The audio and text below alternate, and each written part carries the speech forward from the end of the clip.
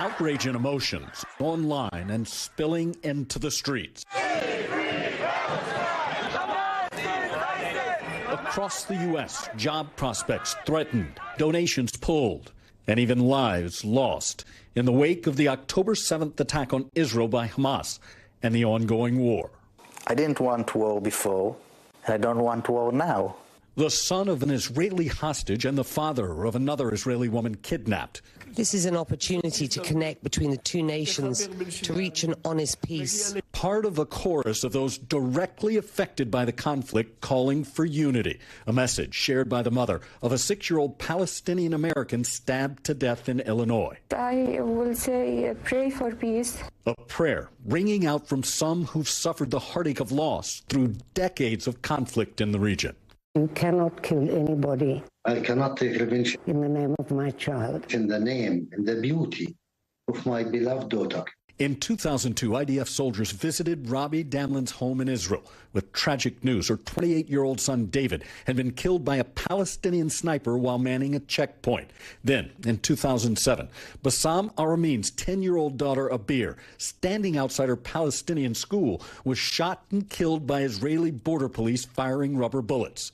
Both parents say it was the worst day of their lives. That overwhelming pain, though, a catalyst that ultimately brought them together. Bassam is just one of my best friends. Robbie, she's a very noble human being. I really respect him. Bassam is family. We respect each other. This is the main thing that creates this unlikely friendship.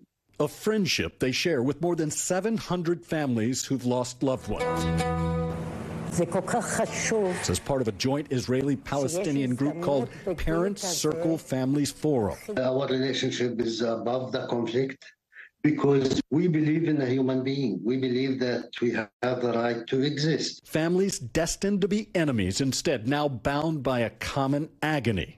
I remember sitting around a table and looking into the eyes of the Palestinian mothers and recognizing that we shared the same pain. The group gathers for dialogue sessions, sharing and discussing personal experiences.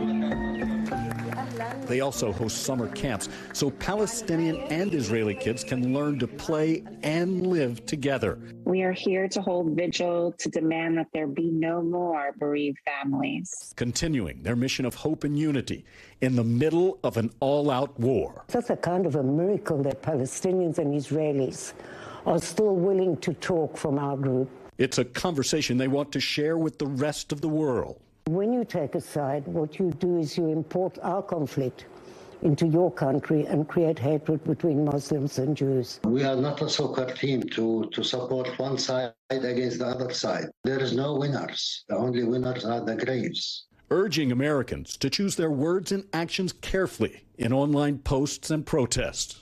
If you can't be part of the solution, it's better to leave us alone, because if you pro one, you're not helping Bassam, and pro the other, you're not helping me.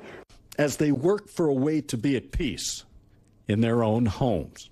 Let us make our future much better for our kids, both sides, for our civilians, for our lives. Their group now includes families who've lost loved ones in the October 7th attacks, the war, and some with relatives currently in Gaza.